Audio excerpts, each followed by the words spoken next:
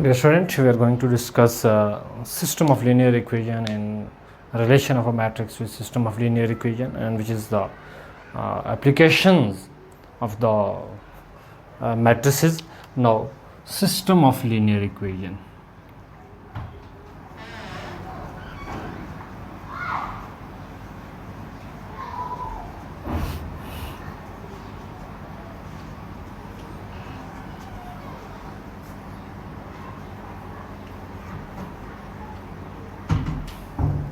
System of linear equations. So equation very simple. When two algebraic expressions are connected to the sign of equality is called the equation, and linear, in which the exponent of the variable is 1, is called the linear equation.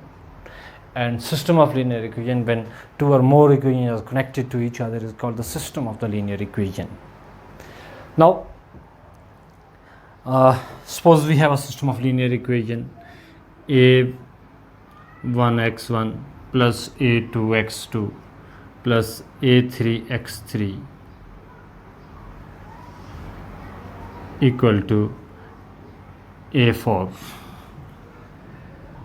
b1x1 plus b2x2 plus b3x3 equal to b4.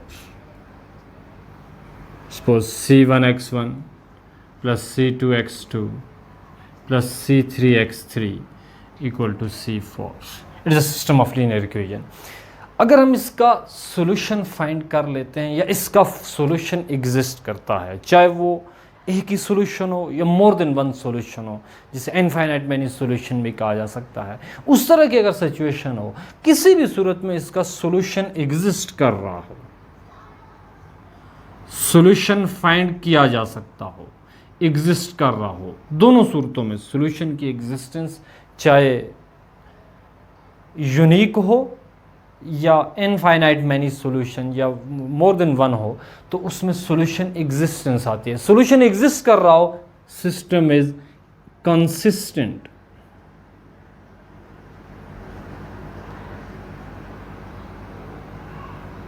Consistence, अगर उसका solution exist कर रहा है तो system consistent कहलाता है. Existence कब करता है वो नेक्स्ट टॉपिक पे हम डिस्कस करते हैं, नेक्स्ट अगली स्पीच में बात करते हैं. तो सॉल्यूशन की एग्जिस्टेंस को कंसिस्टेंस कहते हैं.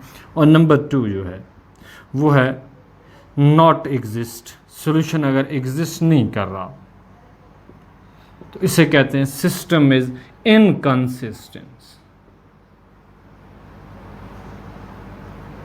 इनकंसिस्टेंस.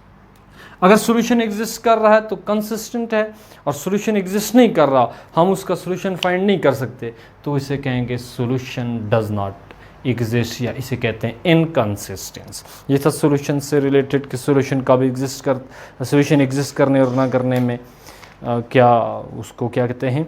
अब इसके बाद सॉल्यूशन की एग्जिस्टेंस पे बात कर लेते हैं कि सॉल्यूशन कब एग्जिस्ट करता है सिस्टम का और कब एग्जिस्ट नहीं करता. इस चीज़ पे आ जाते हैं एग्जिस्टेंस ऑफ सॉल्यूशन पे. ये दो नाम थे सिस्टम के, कंसिस्टेंट और कंसिस्टेंट इनकंसिस्टेंस. अब सॉल्यूशन की एग्जिस्टेंस पे आते हैं. सॉल्यूशन की एग्जिस्टेंस पे जाने से पहले हम ज़रा सिस्टम ऑफ लीनियर इक्वेशन को कैटेगराइज कर लेते हैं. टाइप्स इसकी दो डिस्कस कर लेते हैं. एक है solution of linear equation homogeneous और एक नॉन होमोजीनियस है. अगर किसी लीनियर इक्वेशन में कांस्टेंट टर्म ना हो, जैसे a4 b4 c4, ये आपके पास जो है ये 0 0 आ जाए तो वो होमोजीनियस कहलाता है. और अगर ये कांस्टेंट टर्म जो हैं ये नॉन ज़ीरो हों, इन तीनों में से कोई एक या दो या कोई नॉन ज़ीरो हों, तो ये कहलाएगा आपके पास नॉन होमोजीनियस. तो हम पहले डिस्कस करते हैं non homogeneous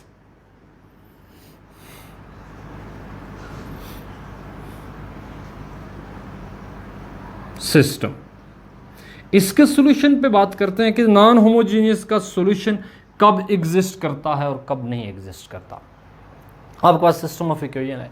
system of equation को आपने क्वाड्रेटिक इक्वेशन या 9th में सॉल्यूशन ऑफ इक्वेशन में बहुत सारे मेथड पढ़े होंगे सिस्टम ऑफ इक्वेशन में। यहाँ पे जो हम पढ़ेंगे वो मैट्रिसेस से रिलेटेड पढ़ेंगे, और भी बहुत सारे मेथड हैं, लेकिन हम यहाँ जो मेथड पढ़ेंगे वो सिस्टम से रिलेटेड मैट्रिसेस से रिलेटेड पढ़ेंगे, नॉन होमोजीनियस सिस्टम के जिसके कांस्टेंट टर्म 0 0 नहीं आ रही, अदर देन 0 आ रहे हैं, तो वो आपके पास नॉन होमोजीनियस सिस्टम कहलाएगा।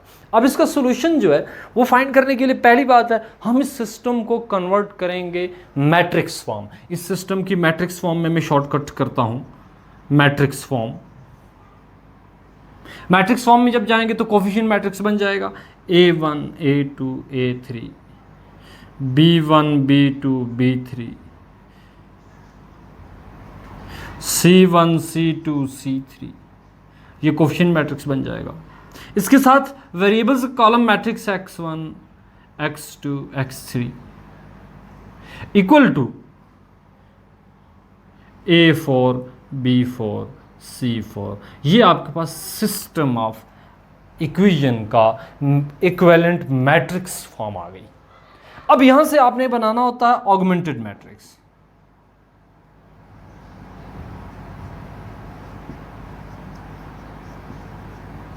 आ सकता है जी कि आपके पास सिस्टम ऑफ इक्वेशन है, इसका ऑगमेंटेड मैट्रिक्स क्या होगा, तो शॉर्टकट मेथड ये है इसके बनाने के लिए, आप कोफिशिएंट मैट्रिक्स लिख लें। अगर सिस्टम से लिखना है तो सिर्फ कोफिशिएंट उठा लें, A1 A2 A3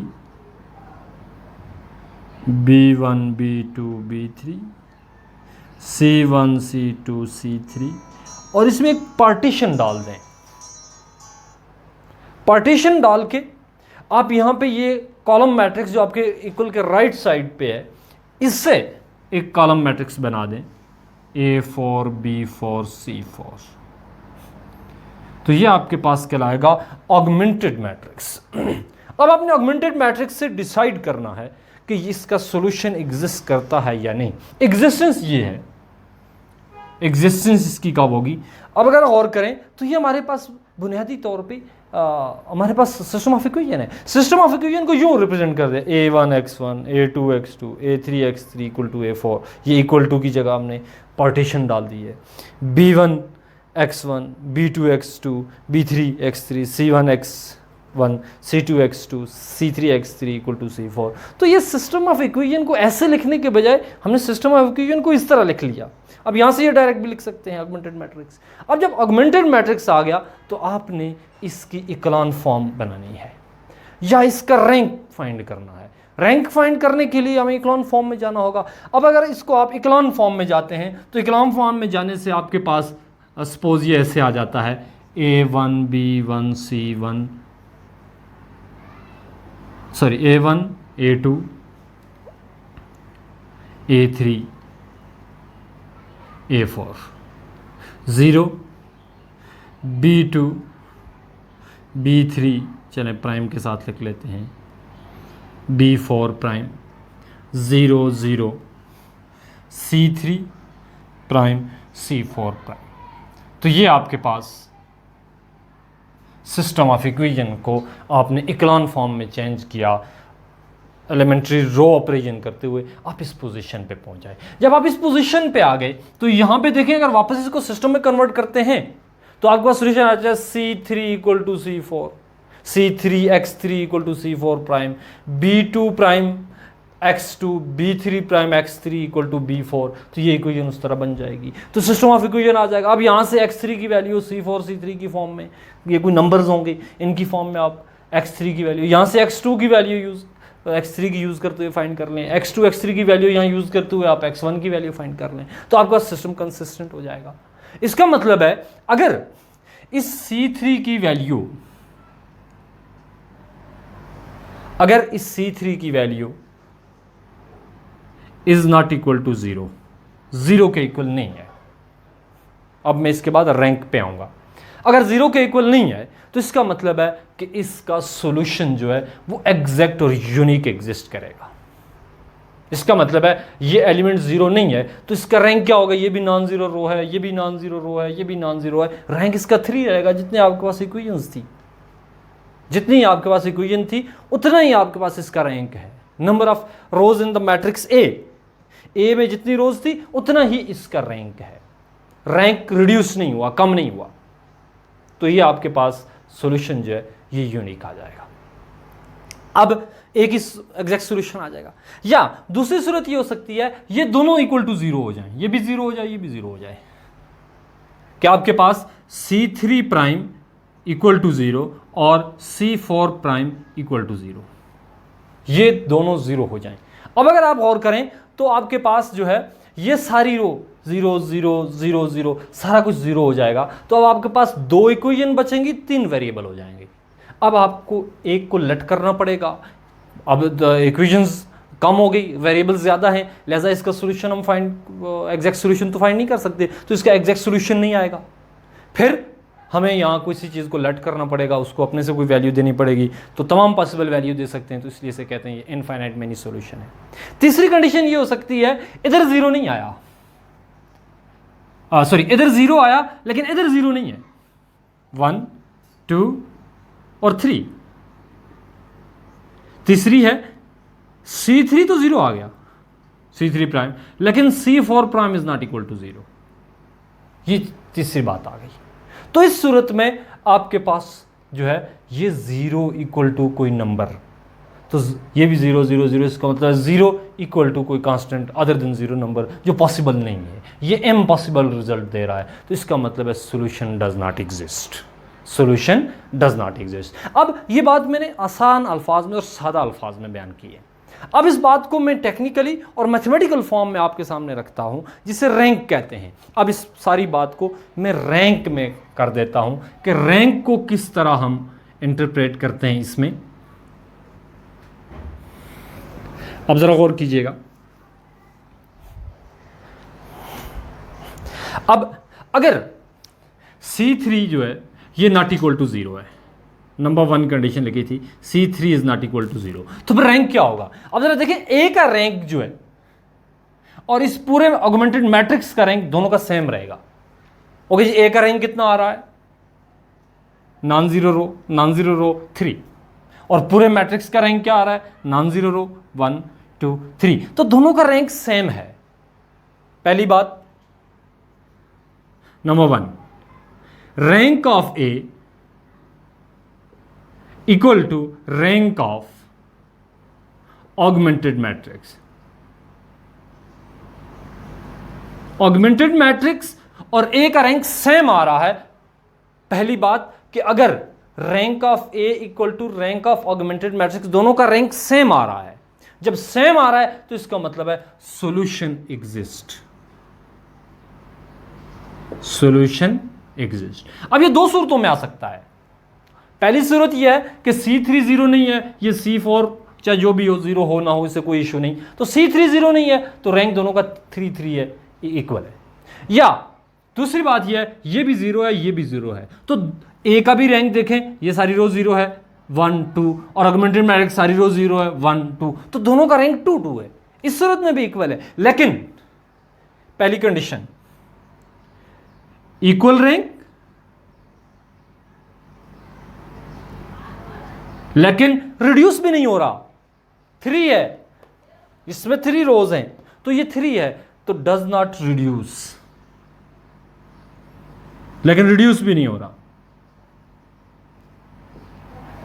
इक्वल भी है और रिड्यूस भी नहीं हो रहा, यानी यहां पे जीरो नहीं है, ये वाली बात, C3 जीरो नहीं है, ये बेशक जीरो, तो ये भी नॉन जीरो रो, ये भी नॉन जीरो रो, ये भी तो 3 है, तो वही जितनी रोज इधर हैं इसमें इतने ही इसका रैंक है, इक्वल हैं दोनों रैंक, इसी के आगे टाइप है, दोनों रैंक इक्वल हैं लेकिन रिड्यूस नहीं हो रहा। जब रिड्यूस नहीं हो रहा तो इसका मतलब है इसका यूनिक सॉल्यूशन है। यहां से x3 की वैल्यू फाइंड करेंगे, x2 की वैल्यू x3 की यूज करते हुए फाइंड करेंगे, फिर x1 की यूनिक सॉल्यूशन आ जाएगा। तो अगर इक्वल रैंक है ए का और ऑगमेंटेड मैट्रिक्स दोनों का रैंक इक्वल है लेकिन रिड्यूस भी नहीं हो रहा, डज नॉट रिड्यूस, तो यूनिक सॉल्यूशन।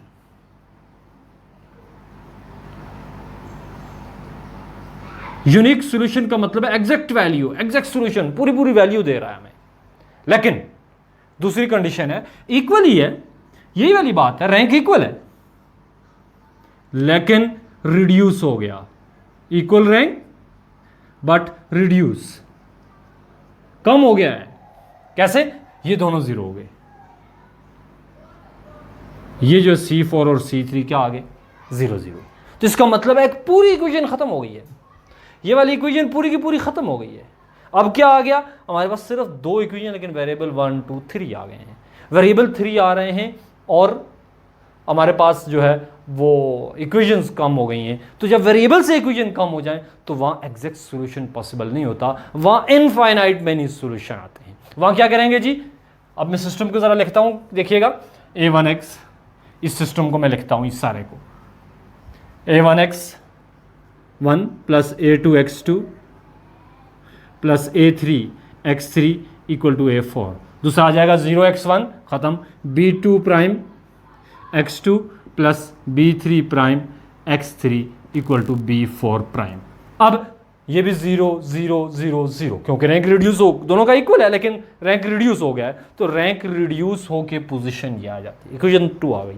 अब इन्हें सॉल्व करना पॉसिबल नहीं है, एग्जैक्ट सॉल्यूशन फाइंड नहीं कर सकते। इसके लिए क्या करेंगे, x3 को लेट कर लेंगे जी, x3 equal to t, t की कोई भी वैल्यू है, बिलोंग टू r, कोई भी वैल्यू हो सकती है, इसकी तमाम पॉसिबल वैल्यू के लिए सॉल्यूशन ट्री होगा। यहाँ जब t पुट करेंगे तो इधर ले चलेंगे, x2 की वैल्यू आ जाएगी, x2 और x3 की वैल्यू इधर यूज़ करेंगे, x1 की वैल्यू आ जाएगी। तो ये टोटल t पे डिपेंडेंट, t को जो वैल्यू देते जाएंगे, एक वैल्यू 0 देंगे आपके पास एक सोल्यूशन आ जाएगा, 0.1 देंगे दूसरा सोल्यूशन, 0.2 देंगे तीसरा सोल्यूशन, तो इसका सोल्यूशन आते जाएंगे। जब सोल्यूशन आ रहे होंगे तो इनफाइनाइट मैनी सोल्यूशन होंगे। तो इस सिचुएशन में कहेंगे इक्वल रैंक्स हैं लेकिन रिड्यूस हो गया है, तो इसका मतलब है सोल्यूशन तो एग्जिस्ट करता है लेकिन कैसा सोल्यूशन होगा, infinite many solution.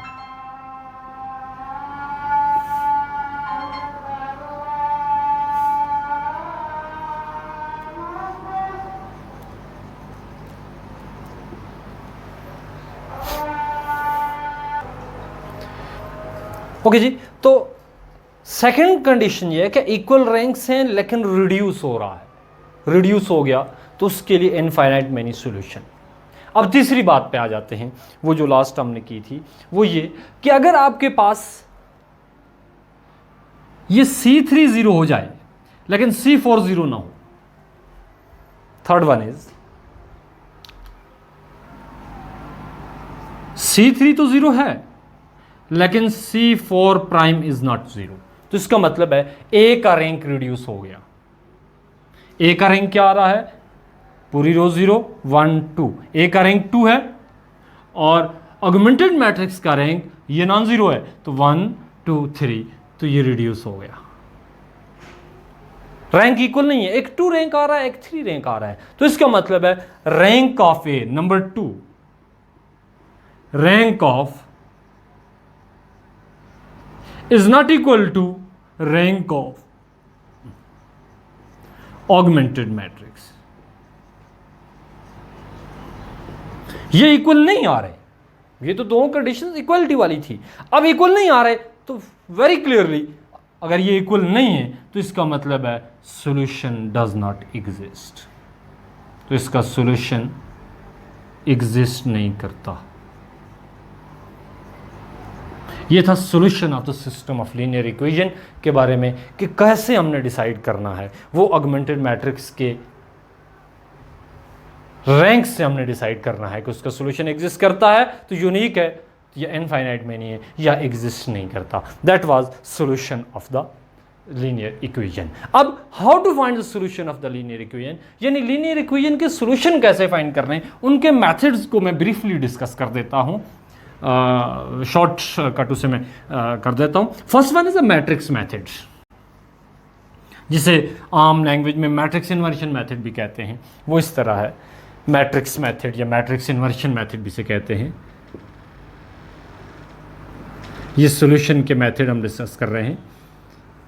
Matrix method, matrix method ये है कि आपके पास सिस्टम ऑफ इक्वेशन है, आप उसे बना देते हैं AX इक्वल टू B, ये A कोफिशिएंट मैट्रिक्स ये वाला, X ये column X1 X2 X3 matrix, और B ये जो कॉलम मैट्रिक्स इक्वल टू की साइड पे है, इसे आप इस फॉर्म में ले आते हैं। इस फॉर्म में लाने के बाद अगर A determinant is not equal to 0 आ जाए, आपके पास ये कोफिशिएंट मैट्रिक्स है, इसका डिटर्मिनेंट 0 नहीं आ रहा, तो आप कहेंगे जी ओके जी X equal to A inverse B, A को उधर लेके चलते हैं या दोनों तरफ इन्वर्स ऑपरेट करते हैं तो ए इन्वर्स बी आ जाएगा। यहाँ से एक्स की वैल्यू आप फाइंड करते हैं कैसे, पहले A inverse adjoint over A determinant find करेंगे, फिर हम उससे बी से मल्टीप्लाई करेंगे तो हमारे पास एक्स की वैल्यू आ जाएगी। तो ये X equal to A inverse B आ जाएगा। अब यहाँ इस मेथड में एक फ्लॉ है, एक खामी है, वो ये है कि ये या तो देगा यस सॉल्यूशन एग्जिस्ट, अगर दूसरी बात ए डिटर्मिनेंट इक्वल टू 0 आ जाए तो solution does not exist, solution does not exist, उसका सॉल्यूशन एग्जिस्ट नहीं करेगा। क्या चीज, अगर डिटरमिनेंट 0 आ जाए, यानी ये बीच वाली बात जो है इनफाइनाइट मैनी सॉल्यूशन वाली, ये बात करता ही नहीं है। ये आपको कहेगा या सॉल्यूशन एग्जिस्ट करता है या कहेगा does not solution does not exist, या कहेगा सॉल्यूशन डज नॉट एग्जिस्ट। दो बातें हैं, तीसरी बात कोई नहीं करता जिसमें इनफाइनाइट, यानी ये इनफाइनाइट मैनी सॉल्यूशन को भी ये इधर रख देता है, सॉल्यूशन डज नॉट एग्जिस्ट। ये इस मैट्रिक्स मेथड का फ्लॉ है।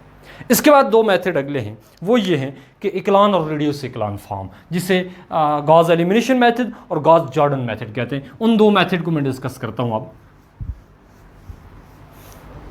पहले है Gauss elimination.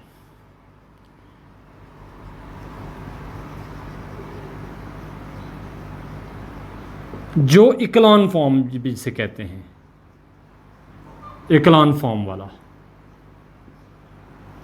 Gauss elimination method, इसे शॉर्टकट इक्लान फॉर्म भी कहते हैं। यानी आपके पास जो ऑगमेंटेड मैट्रिक्स बनेगा,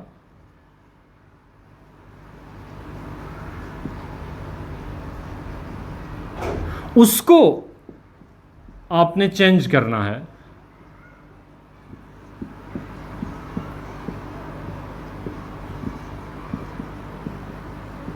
ऑगमेंटेड मैट्रिक्स आ गया। अब इस ऑगमेंटेड मैट्रिक्स को आपने कन्वर्ट करना है इक्लान फॉर्म में। इक्लान फॉर्म में चेंज करेंगे तो ये जैसे हमने फाइंड किया था, तो इसको इक्लान फॉर्म में चेंज करेंगे तो हमारे पास आ जाएगा A1 A2 A3 A4 B1 sorry 0 B2 prime B3 prime B4 prime 0 0 C3 prime C4 prime. तो ये आपके पास इक्लान फॉर्म में आ जाएगा। अब इस इक्लान फॉर्म को आपने दोबारा सिस्टम ऑफ इक्वेशन में कन्वर्ट करना है और इसको सॉल्व कर लेना है। इस यहाँ से x3 की वैल्यू, यहाँ से x2 की वैल्यू, यहाँ से x1 की वैल्यू, आपके पास रिजल्ट आ जाएगा। That method is called the echelon form. और इक्लान फॉर्म जो है ये बैकवर्ड सब्स्टिट्यूशन, यहाँ से इसमें वैल्यू, यहाँ से 2 की वैल्यू आ जाएंगी, 2 की वैल्यू इन 2 में 1 की वैल्यू आ जाएगी। तो ये बैकवर्ड सब्स्टिट्यूशन से आता है। दूसरा है गॉस जॉर्डन मेथड। ये एलिमिनेशन था, वो जॉर्डन मेथड है, वो उसे रिड्यूस इक्लान फॉर्म भी कहते हैं। तो मैं आता हूं जी गॉस जॉर्डन मेथड।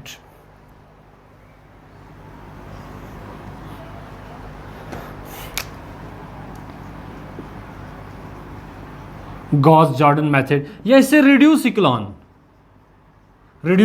फॉर्म, ये भी वही चीज है, थोड़ी सी चेंज है इसमें कि इक्लान के बजाय रिड्यूस इक्लान फॉर्म में जाना होगा। आप यूं कर लें 1 0 0 0 1 0 0 0 1, ये आपने रिड्यूस इक्लान फॉर्म इस ऑगमेंटेड मैट्रिक्स की चेंज कर ली। इधर आ जाएगा A4 prime B4 prime C4 prime, कोई इस तरह की पोजीशन आ जाएगी। तो क्लियरली अगर इसको दोबारा सिस्टम ऑफ इक्वेशन में आप चेंज करते हैं तो 0x1 x1 0x2 0x3 equal to A4, तो यहाँ से डायरेक्ट ये सोल्यूशन आ जाता है। तो इन दो में फ़र्क यही है गॉस एलिमिनेशन और गॉस जॉर्डन में। पहले में कि ये है कि गॉस एलिमिनेशन में आपने बैकवर्ड सब्स्टिट्यूशन करनी पड़ती है, और गॉस जॉर्डन जो है जिसे रिड्यूस इक्लान फॉर्म कहते हैं, इसमें आपको डायरेक्ट ये जो कॉलम होता है दैट इज सोल्यूशन, ये x1 की वैल्यू, ये x2 की वैल्यू, ये x3 की वैल्यू, तीनों वेरिएबल्स की वैल्यूज़ आपके पास डायरेक्ट आ जाती हैं। इसे कहते हैं गॉस जॉर्डन मेथड। ये नंबर 3 था। नंबर 4 है क्रैमर रूल। क्रैमर रूल पे आते हैं जी। सिस्टम ऑफ लीनियर इक्वेशन का लास्ट मेथड जो non homogeneous system of linear equation है उसका लास्ट मेथड है। इस पे आते हैं।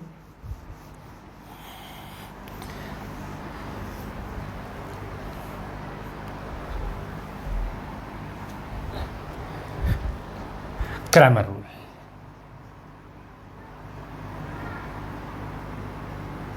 That was the name of the mathematician. Cramer rule ये है, बड़े फार्मूले आपको मुख्तलिफ जगहों पे मिलेंगे, कभी D1, D2, D3 फाइंड करेंगे, कभी किसी ने क्या नाम दिया होगा। मैं आपको फार्मूला नहीं बल्कि मैं आपको इसकी टेक्निक बता दूंगा कि आपने किस टेक्निक से इसको सॉल्व करना है। तो क्रैमर रूल में सबसे पहले आपने कोफिशिएंट मैट्रिक्स बनाना होगा, A1, A2, A3, B1, B2, B3, C1, C2, C3, ये आपके पास कोफिशिएंट मैट्रिक्स जिसे A कहते हैं, A। इसके बाद आपके पास वो B बना करता था, A4, B4, C4, वो कॉलम मैट्रिक्स, और एक आपके पास X बनता है जिसे आप कहते हैं X1, X2, X3। ये आपके पास मैट्रिक्स फॉर्म में चेंज करने के बाद 3 मैट्रिक्स बनते हैं, जिसे हमने मैट्रिक्स इन्वर्शन मेथड में यूं कहा था AX = B। ये फॉर्म, ये तरीका था मैट्रिक्स इन्वर्शन। लेकिन क्रैमर रूल जो है वो भी मैट्रिक्स इन्वर्शन की तरह है, लेकिन मैट्रिक्स इन्वर्शन के मुकाबले में ज़रा इजी है। उसमें हमें इन्वर्स, एडजॉइंट, इन्वर्स, डिटरमिनेंट, बहुत सारी चीज़ें फाइंड करनी पड़ती हैं, तो उसमें सिर्फ डिटरमिनेंट से काम चल जाता है। अब क्रैमर रूल क्या है, आपने इसका डिटरमिनेंट फाइंड करना है। अगर 0 आ गया तो डज नॉट एग्जिस्ट, वही मैट्रिक्स इन्वर्शन मेथड वाला फ्लॉ है इसमें, डज नॉट एग्जिस्ट।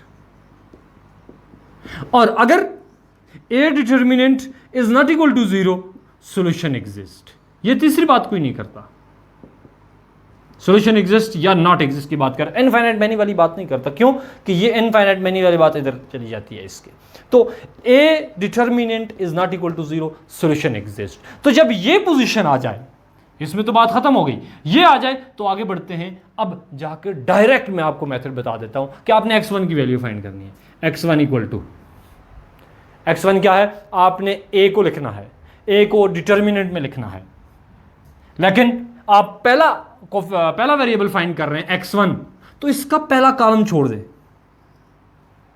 फर्स्ट जो आप वेरिएबल की वैल्यू फाइंड कर रहे हैं तो उसमें आप फर्स्ट छोड़ दें, फर्स्ट कॉलम छोड़ दिया। अब उसकी जगह लिखना क्या है, उसकी जगह ये A4, B4, C4 लिखना है, A4, B4, C4, बाकी वही सारा A2, B2, C2, A3, B3, C3, determinant divided by A determinant. इस A का ये डिटर्मिनेंट, इसकी वैल्यू आएगी, इससे डिवाइड कर देना, आपके पास x1 की वैल्यू आ जाएगी। अब x2 की वैल्यू फाइंड करनी है, सेकंड कोफिशिएंट, सेकंड वेरिएबल। तो अब आपने A में फर्स्ट कॉलम को लिखना है, लेकिन सेकंड कॉलम को आप रिमूव कर दें, क्योंकि सेकंड वेरिएबल पे आप आ चुके हैं। सेकंड वेरिएबल को जब रिमूव करेंगे सेकंड कॉलम को, तो A1, B1, C1, अब यहां इसकी जगह ये वाला A4, B4, C4 और third A3, B3, C3 divided by determinant of A। Similarly आपने अगर x3 फाइंड करना है तो आ जाएगा x3 = थर्ड कॉलम छोड़ दें A का, तो आ जाएगा A1, B1, C1, A2, B2, C2, A4 third column की जगह ये A4, B4, C4 divided by determinant of A। तो ये आपके पास 3 वैल्यूज डायरेक्ट निकल आएंगी। ये मैट्रिक्स इन्वर्शन के मुकाबले में ज़रा सिंपल मेथड है। तो ये थे आपके पास सिस्टम ऑफ लीनियर इक्वेशन जो है वो नॉन होमोजीनियस के सॉल्यूशन। अब आते हैं system of equation, homogeneous system of equation पे आते हैं। लीनियर इक्वेशन है लेकिन वो होमोजीनियस है, तो उस पे आते हैं जी, होमोजीनियस सिस्टम ऑफ इक्वेशन। उसको डिस्कस करने के बाद उसका एक सॉल्यूशन करते हैं, उस पे आते हैं।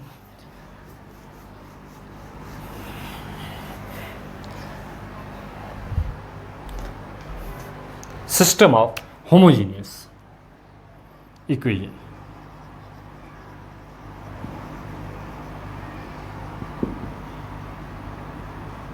तो लीनियर इक्वेशन होमोजीनियस कब होगी, जब उसमें आपके पास a1x plus b1y plus c1z = 0, ये 0 आ जाए, कांस्टेंट टर्म जिसमें 0 आ जाए, a2x plus b2y plus c2z = 0, और third one a3x plus b3y plus c3z = 0। तो ये आपके पास जो है 3 इक्वेशन, ये होमोजीनियस लीनियर के लिए। हर एक होमोजीनियस, सिर्फ लीनियर की जो होमोजीनिटी है वो आप इस कांस्टेंट टर्म से चेक करें कि कहीं भी कांस्टेंट टर्म नहीं आ रही, 0 0 0 सारे आ रहे हैं। ये आपके पास होमोजीनियस इक्वेशन है, सिस्टम ऑफ होमोजीनियस इक्वेशन। इसका सॉल्यूशन, इसके सॉल्यूशन के लिए आपने सिर्फ इसमें से कोफिशिएंट मैट्रिक्स को उठाना है। A equal to coefficient matrix A1 B1 C1, A2 B2 C2, A3 B3 C3।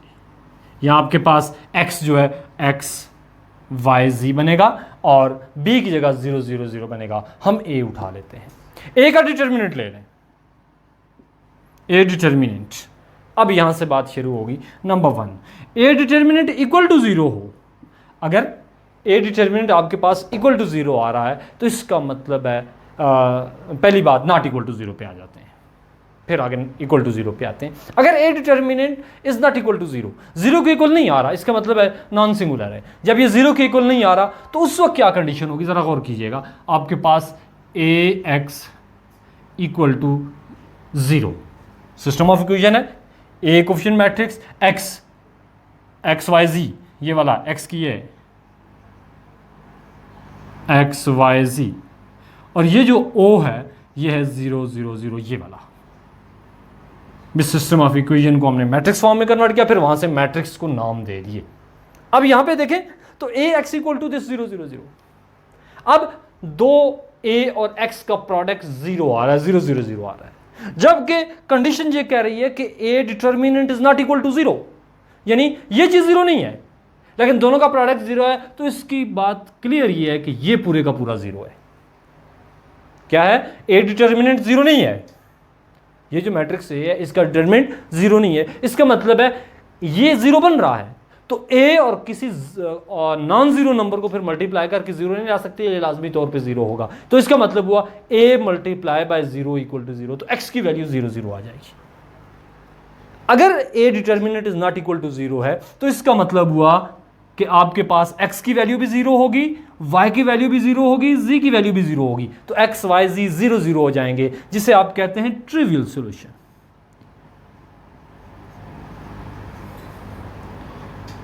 इसे कहते हैं ट्रिवियल सॉल्यूशन। ट्रिवियल सॉल्यूशन का क्या मतलब है, x equal to 0, y equal to 0, z equal to 0। तो तीनों या जितने भी वेरिएबल हैं वो सब के सब वेरिएबल की वैल्यू 0 0 आ रही है। जब इसका डिटर्मिनेंट नॉट इक्वल टू 0 आ रहा है, इसे सॉल्व करने की कोई जरूरत नहीं, आपको डायरेक्ट आ जाएगा कि a determinant is not equal to 0, तो आप कहेंगे ट्रिवियल सॉल्यूशन। एमसीक्यूज आ सकता है, system of equation in which a determinant, system of homogeneous equation in which a determinant equal to 0, then its solution.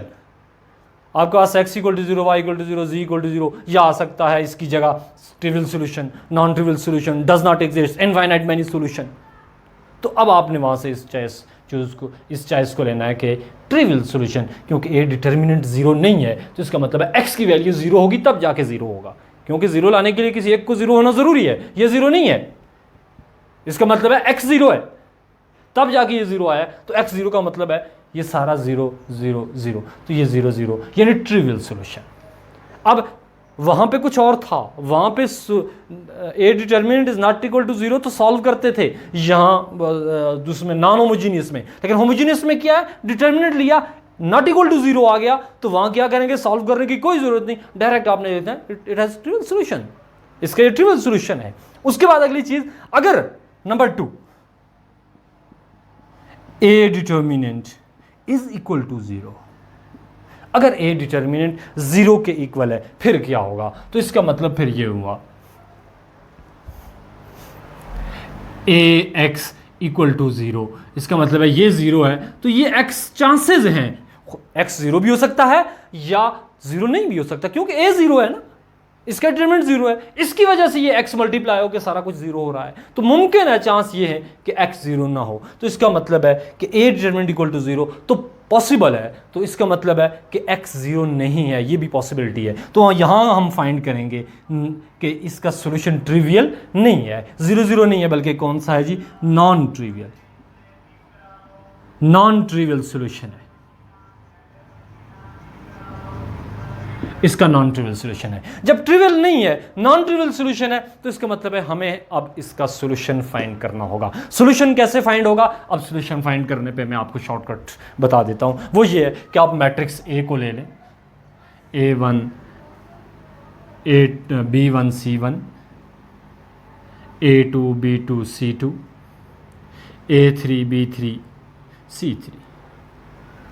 अब आप इसको इसकी इक्लान फॉर्म में चेंज कर दें। जब आप इसको इक्लान फॉर्म में चेंज करेंगे तो इसका डिटरमिनेंट अंडरस्टूड बात है इक्वल टू 0 है। इसका मतलब है इसकी आखिरी रो 0 आ जाएगी, रैंक रिड्यूस करेगा ये। तो ये A1 B1 C1 0 B2 dash C2 dash 0 0 0, तो इस तरह की पोजीशन आ जाएगी। अब आपने इसे सॉल्व करना है जी, सिस्टम को वापस उसमें लाते हैं। क्यों? ये अगर पार्टीशन डाल भी दे तो 0 0 0 0 आ जाएगा। जब 0 0 आ रहा है तो इसका मतलब है कि 0 को 0 से मल्टीप्लाई डिवाइड जैसे किसी नंबर से मल्टीप्लाई करके ऐड सबट्रैक्ट करते जाएं, आपके पास 0 ही रहेगा। तो ये इक्वल टू 0 ही, इसमें कोई चेंज नहीं आएगी जो ऑगमेंटेड मैट्रिक्स। तो इसलिए होमोजीनियस में ऑगमेंटेड मैट्रिक्स बनाने की कोई ज़रूरत नहीं, सिर्फ ए को इक्लान फॉर्म में चेंज करें। जब वो ऐसे आ जाएगा तो इसका मतलब है इसका सोल्यूशन इनफाइनाइट में नहीं होंगे। इसका एग्जैक्ट सोल्यूशन जो वो 0 0 होगा होमोजीनियस का। हाँ, इनफाइनाइट मेनी सोल्यूशन है तो इनफाइनाइट मेनी सोल्यूशन का मतलब है कि इसके आपने यहाँ से वापस सोल्यूशन फाइंड करने हैं। आप आ जाएं A1x1 plus x B1y plus C1z equal to 0 B2y C2 dash z equal to 0। तो अब यहाँ पे आपने z को कोई वैल्यू दे देनी है। Let z equal to t belong to R. तो यहाँ t को जो वैल्यू देते जाएंगे y की वैल्यू, फिर y और z की वैल्यू देंगे, x की वैल्यू एक सोल्यूशन 2 3, t को वैल्यूज देते जाएंगे, सोल्यूशन आते जाएंगे। तो ये इनफाइनाइट मैनी सोल्यूशन देगा नॉन ट्रिवियल कंडीशन में। तो इसका मतलब हुआ होमोजेनियस इक्वेशन का सोल्यूशन या तो ट्रिवियल सोल्यूशन होगा या नॉन ट्रिवियल सोल्यूशन होगा। ट्रिवियल सोल्यूशन का मतलब है 0 0 0। वो कब आएगा? जब a determinant is not equal to 0। तो ये कंडीशन याद रखना, a determinant is not equal to 0 mean trivial solution is 0 0 0 0। और अगर a डिटरमिनेंट 0 आ रहा है तो इसका मतलब है नॉन ट्रिवियल सॉल्यूशन। तो इसके आपको सॉल्यूशन फाइंड करना होगा और वो इनफाइनाइट मैनी सॉल्यूशन आएगा। ये था आपका चैप्टर नंबर 2 मेरे ख्याल में मैट्रिसेस का। ये आपका आज यहाँ पे वाइंड अप होता है। इंशाल्लाह नेक्स्ट टाइम नेक्स्ट चैप्टर की तरफ जाएंगे।